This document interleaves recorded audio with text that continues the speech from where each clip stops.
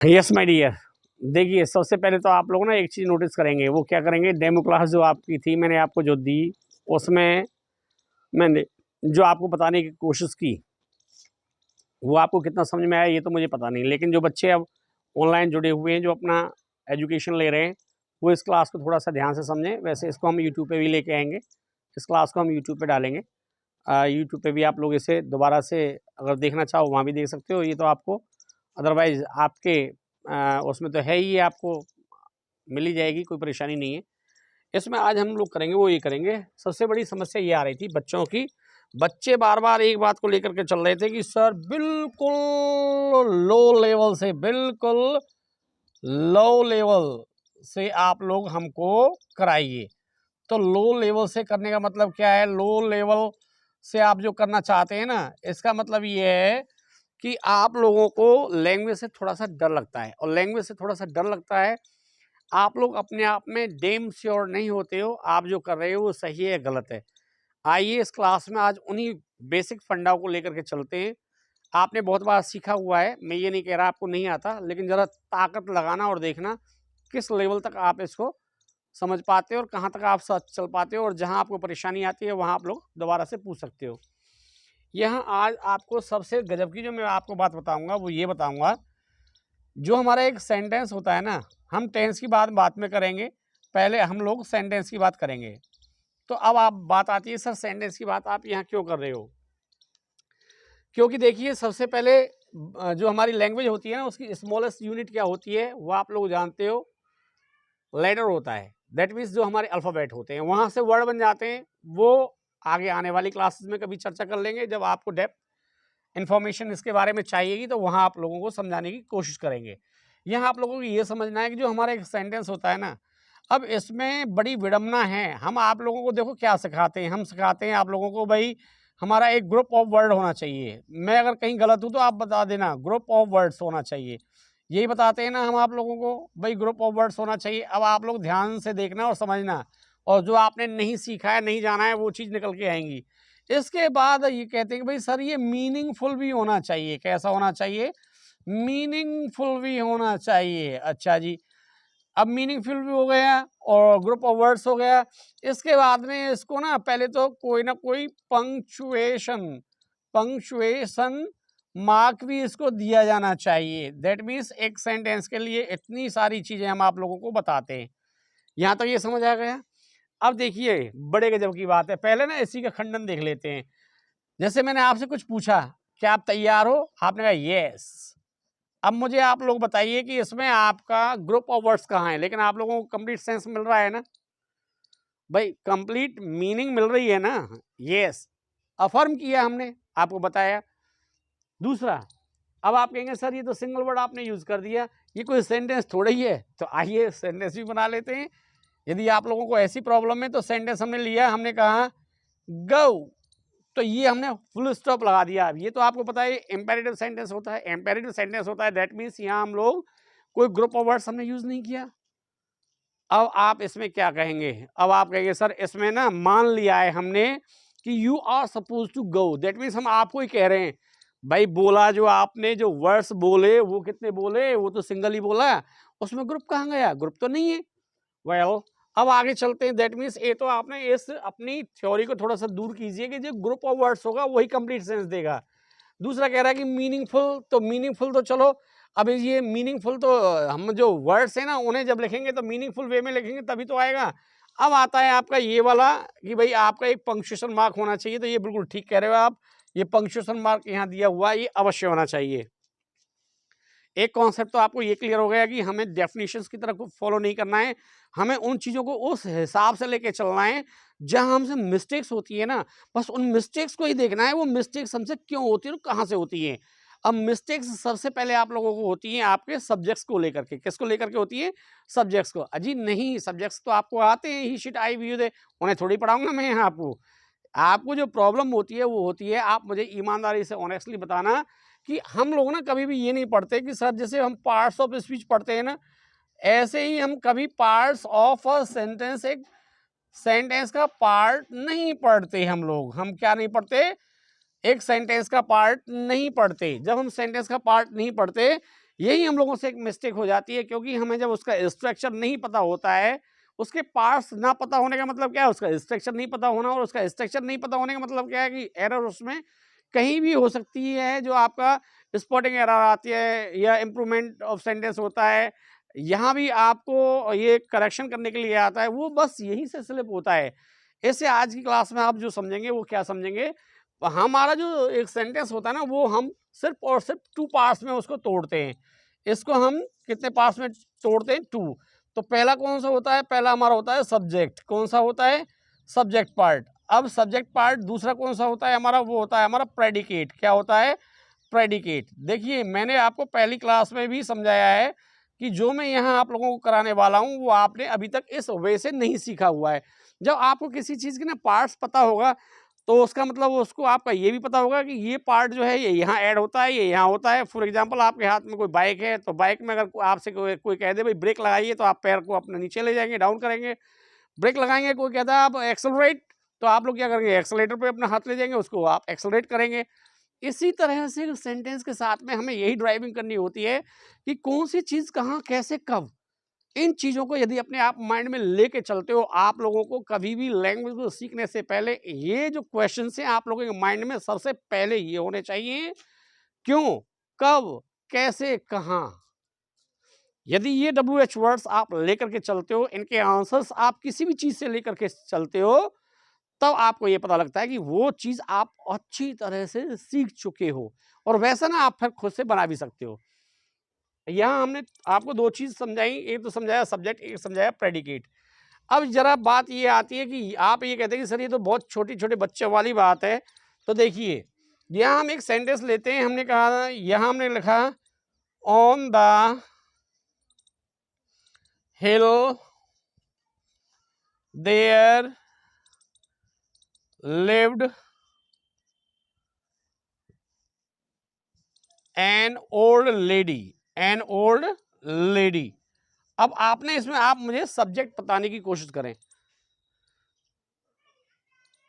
अब आप मुझे जैसे सब्जेक्ट बताने की कोशिश करेंगे, जो छोटे बच्चे होते हैं ना, उनको हम पता है कैसे समझाते हैं और कैसे समझाते हैं। और यदि आपको भी समझना है तो मुझे वहाँ भी कोई प्रॉब्लम नहीं है, क्योंकि मेरा तो ज़्यादा से ज़्यादा क्या होगा, बस ज़्यादा से ज़्यादा हार्डली 20 मिनट्स जाएंगी। लेकिन आप लोगों की वो जो कमियां हैं, वो आपको बिल्कुल अच्छी तरह से समझ में आएंगी कि हाँ, यही आप लोगों की कमियां होती हैं। अब देखिए, यहाँ ये आप मुझे कमेंट करके भेजिए, तब तक मैं आप कमेंट देखता हूँ। और यहाँ दूसरा सेंटेंस ले लेता हूँ। यदि जब हम किसी को बता देते हैं कि भाई देखिए, ये इसके 4 पहिए हैं और इसको हम गाड़ी बोलते हैं, तो वो पहचान लेता है।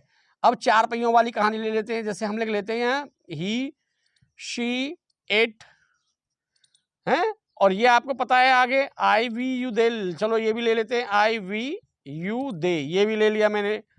तो अब आप लोगों को ये पता है भाई, इनको हम लोग ना क्या बोलते हैं? इनको हम बोलते हैं सब्जेक्ट्स। क्या बोलते हैं बच्चों इनको? ये हमारे होते हैं सब्जेक्ट्स। क्या होते हैं ये हमारे? सब्जेक्ट्स। तो जब ये हमारे सब्जेक्ट्स होते हैं ना, ये एक इजी वे है आप लोगों को सिखाने का। इसी में हम इसी को एक टॉप लेवल पे ले जाएंगे। यहीं से बहुत एक अच्छी इंटरेस्टिंग जो आपकी मिस्टेक है ना, वो उसको निकालेंगे, वो आपकी मिस्टेक क्या होती है। और जब हम लोग इनको सब्जेक्ट्स बोलते हैं, अब इसके बाद में आप कहेंगे सर जो पूरा आता है ना, वो सब हमारा प्रेडिकेट होता है। तो यदि आप लोगों को ये पता है कि ये हमारा पूरा प्रेडिकेट होता है, इन्हें छोड़ करके, तो अब मैं आपको एक सेंटेंस देता हूँ, जरा इसमें मुझे आप सब्जेक्ट प्रेडिकेट बताइए। अब आप लोग ने ये मत सोचना कि सर आप CHSL की तैयारी करा रहे हो, सब्जेक्ट प्रेडिकेट सिखा रहे हो। मैं आपको जो करा रहा हूँ आपके लेवल से ही लेके चल रहा हूँ। लेकिन मैंने क्या कहा था बिगिनिंग में, जो मैंने आपको बताया कि भाई आपको ये तो पता होना चाहिए एटलीस्ट आप सीख क्या रहे हो और आएगा क्या और कैसे आएगा। आप लैंग्वेज को सीख रहे हो। हमने लिखा, जैसे हमने यहाँ एक क्वेश्चन लिया, हमने बोला वाई, हमने यहाँ लिखा वाई डज शी कम। अब आप कहेंगे सर ये तो सब्जेक्ट यहाँ आ गया, अब इसमें से आप मुझे सब्जेक्ट प्रेडिकेट ढूंढ के बता दीजिए, क्या सब्जेक्ट है क्या प्रेडिकेट है।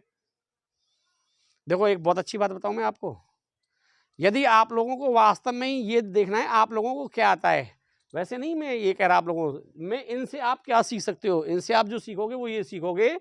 यदि आपको बहुत अच्छी तरह से आता है तो आइए यहाँ ले लेते हैं, हमने लिखा क्वेश्चन बोलते हैं ना हम, व्हाट इज योर नेम बोलते हैं ना, पूछते हैं ना।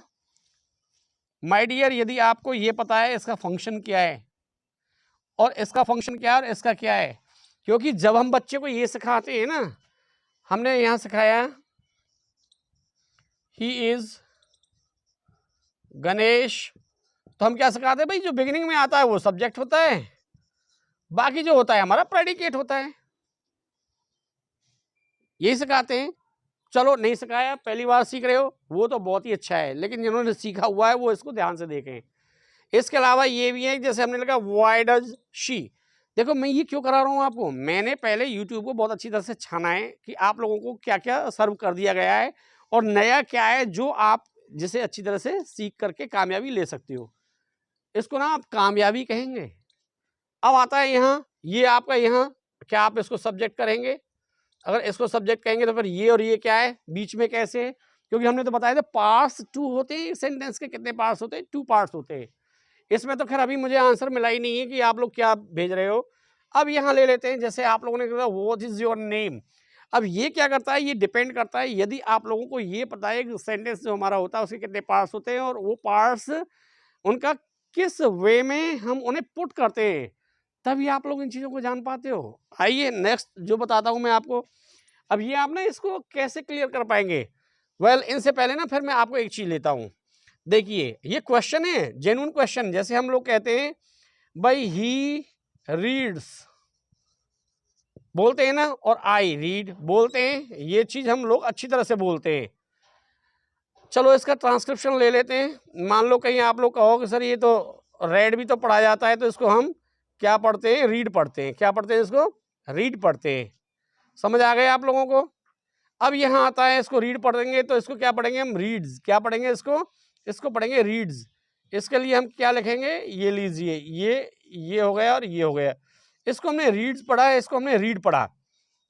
अब देखने वाली बात ये है, देखो आप लोगों ने कई बार सुना और समझाया ना कि भाई जो हमारे सिंगुलर नंबर सब्जेक्ट्स होते हैं, कौन से होते हैं, सिंगुलर नंबर सब्जेक्ट्स होते हैं। सिंगुलर नंबर सब्जेक्ट्स होते हैं। देखो दिल्ली में यही पढ़ाया जा रहा है भैया, ध्यान रखना, सिंगुलर नंबर सब। और वैसे मैं किसी को कुछ ऐसा कहने वाला नहीं हूँ, मेरा मतलब ऐसा नहीं है दिल्ली वाले गलत पढ़ा रहे हैं, दिल्ली वाले बहुत बढ़िया पढ़ा रहे हैं। दिल्ली भाई ये हमारे देश की जो कैपिटल है, वहाँ भी अगर अच्छा नहीं पढ़ाएंगे तो और फिर क्या कोसी कला में अच्छा पढ़ाएंगे।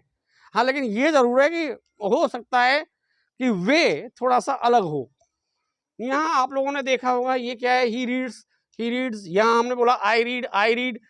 तो अब बात ये आती है कि सर यहाँ जो हम रीड्स लगाते हैं ना, अब वो क्या करते हैं, वो कहते हैं भाई ही शी इट और सिंगुलर नंबर जो सब्जेक्ट्स होते हैं, ही सी इट और सिंगुलर नंबर सब्जेक्ट्स होते हैं, उनके साथ वी फिफ्थ लगाते हैं।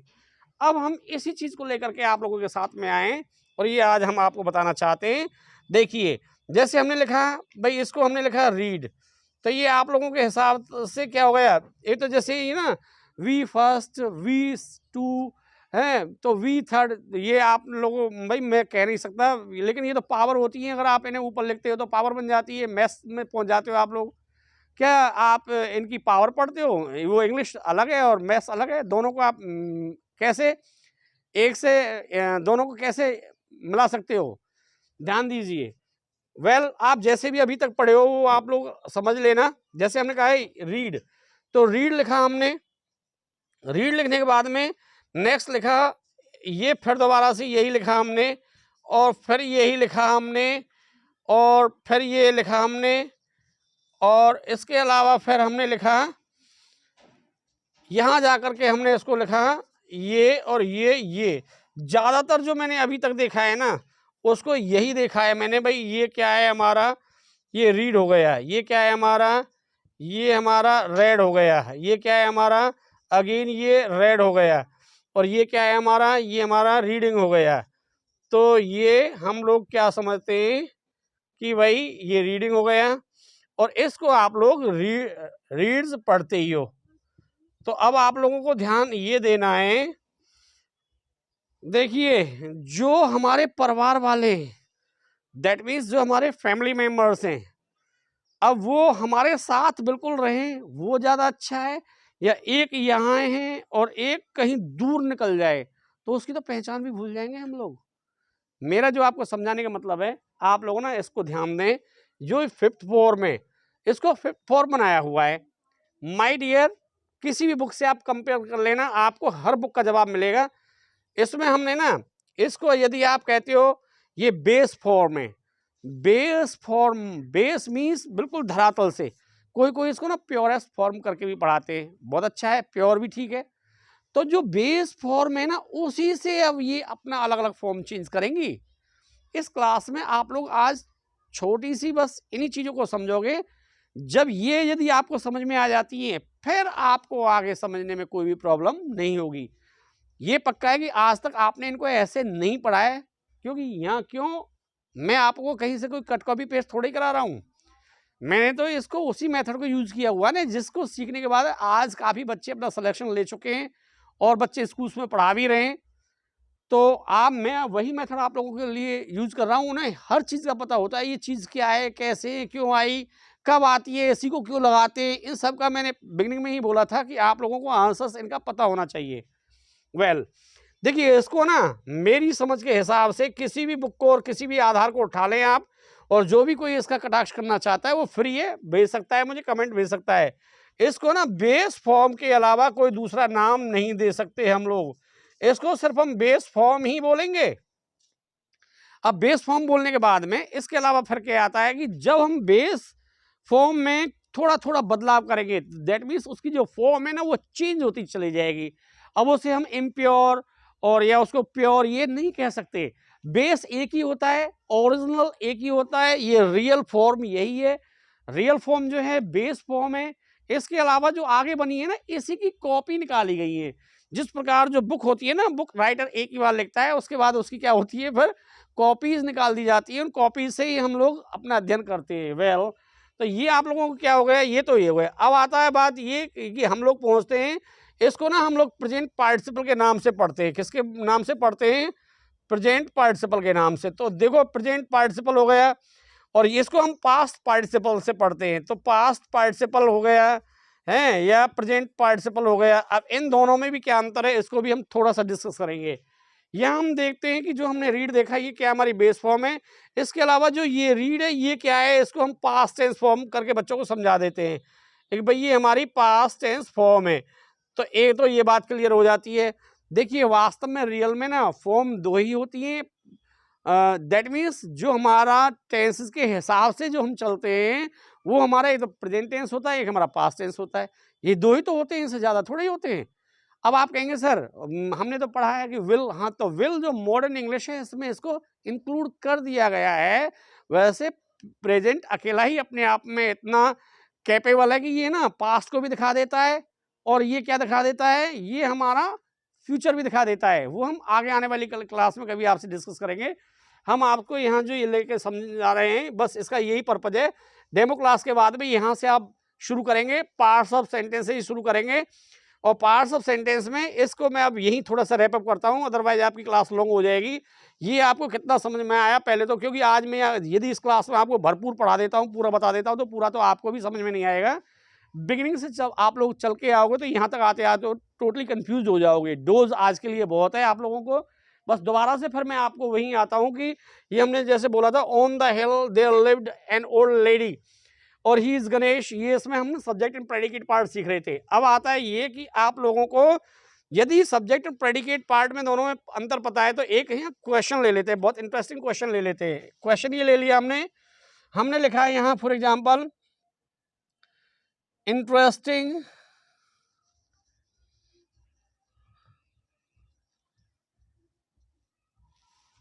इज क्वेश्चन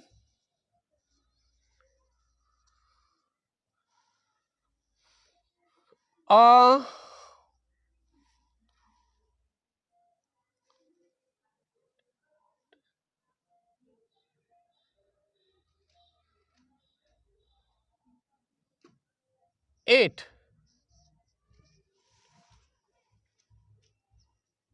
तो अब ना आप इसमें ये देखेंगे, जो मैंने आपको ये लिखा है, क्वेश्चन लिख के जो दिया है, ये क्यों लिख के दिया है, और इसको आप इसमें ये देखेंगे कि इसमें ना जो एरर है वो कहाँ है। दैट मीन्स इसको आप पार्ट्स ऑफ सेंटेंस के हिसाब से देखेंगे, पार्ट्स ऑफ स्पीच के हिसाब से नहीं देखेंगे। तो ये देखो बच्चों, जैसे हम लिखते हैं यहाँ, हमें इसका जो पार्ट देखना है सेंटेंस का, तो जो सब्जेक्ट है वो नाउन प्रोनाउन का होता है। तो इसमें आप देखिए, इसमें नाउन क्या नजर आपको आ रहा है, TION से पता चल रहा है, और एक इट है, ये प्रोनाउन है। तो प्रोनाउन जो है ना, अब इट जो है, यदि हम इस इट को हम पीछे भी यूज कर सकते हैं और बिगिनिंग में भी यूज कर सकते हैं। लेकिन प्रॉब्लम तो ये है कि सर यही तो नहीं पता चलता कि इसको बिगिनिंग में ले जाएं या इसको हम एंड में ले जाएं। तो उसके लिए ये है कि जो हमारा इट है ना, ये कैसा सब्जेक्ट है, वहीं पर हम पहुंच जाते हैं। ये सब्जेक्ट्स के बारे में हम लोगों को जानकारी बहुत होनी जरूरी है। इट जो है हमारा कैसा है, डमी सब्जेक्ट है। डमी सब्जेक्ट का मतलब क्या होता है, इंग्लिश में टोटल कितने डमी सब्जेक्ट्स होते हैं, और उन डमी सब्जेक्ट्स का फंक्शन क्या होता है। इसके अलावा ये है कि इन डमी सब्जेक्ट्स को कब यूज करते हैं। इन चीज़ों के बारे में आपको ये पता चल गया कि दैट मीन सब्जेक्ट्स के बारे में अभी हम लोगों को थोड़ा सीखने की आवश्यकता है। After learning all these things, we people may have proper command over English language. Otherwise, it is very hard for us to understand this language, because this language, it has one very nice fact, that is, with the help of a single word, we can have the different functions of that. आप लोगों को समझ में आ गया होगा, ये जो single word है, इससे हमें क्या फायदा हो जाता है। एक सिंगल वर्ड से हमें कई कई फंक्शंस हमारे उसे शो हो जाते हैं। आपको ना क्लास थोड़ी सी लॉन्ग हो जाएगी इसमें, यदि मैं आपको यहाँ कराता हूँ। वैसे भी हमारे जो ऑनलाइन वाले बच्चे हैं वो तो इसे अच्छी तरह से समझ सकते हैं। और भाई आप लोग ना कमेंट में, चलो जरूरी नहीं है कि जो यूट्यूब वाले हैं वही भेजें, हमारे जो ऑनलाइन वाले बच्चे हैं वो भी इसको भेजें जल्दी से। और क्या आपको कितना समझ में आया, अपना रिस्पॉन्स दें। ठीक है ना, नेक्स्ट क्लास में आपसे आकर के फिर मिलता हूँ, तब के लिए थैंक यू।